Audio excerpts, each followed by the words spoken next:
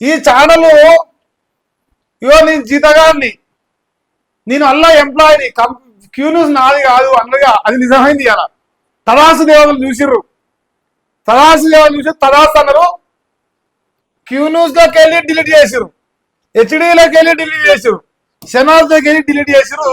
ఇప్పుడు సింధపాండ్ అని ఛానల్ పెట్టుకున్నాడు, సింధపాండ్ అని ఛానల్ పెట్టిండు. అయితే ఇలా 2 లక్షలు కాస్త ఇప్పుడు 20,000 పడిపోయింది లైవ్. 20,000 మంది చూస్తారు. ఏ సిగ్గు అనిపించిందో ఏమనిపించిందో వానికి. ఒరి అవ్వ, ఒకనాడు 10 లక్షల మంది లైవ్ చూసిర్రు, 2 లక్షల మంది లైవ్ వ్యూవర్స్ కూడా ఉండేది. ఇంత పెద్ద ఛానల్ ఉండేది, ఇంత ఛానల్ అయిపోయింది ఏంద్రా, 20,000 మంది చూస్తున్నారు నా లైవ్ అని మలియానికి బాగా అనిపించి ఇళ్ళకెళ్ళి ముట్టి మీద అని వాడు అన్నంట. వెంకటేశ్ పెద్దన్న, ఈ నడిపోడు కదా మల్లేసారి సినిమా కూడా, సినిమా కూడా అలా పెద్ద అన్నట. పెద్దన్న పేరు మీద కంపెనీ చేసినట, మేనేజింగ్ డైరెక్టర్ పెద్దన్నట, సీప్ అంట ఆయనే.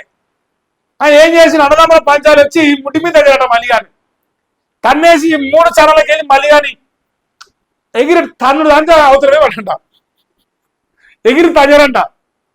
తండ్రి మలిగాడు ఛానలు ఇళ్ళకెళ్ళి వెళ్ళిపోయిండు.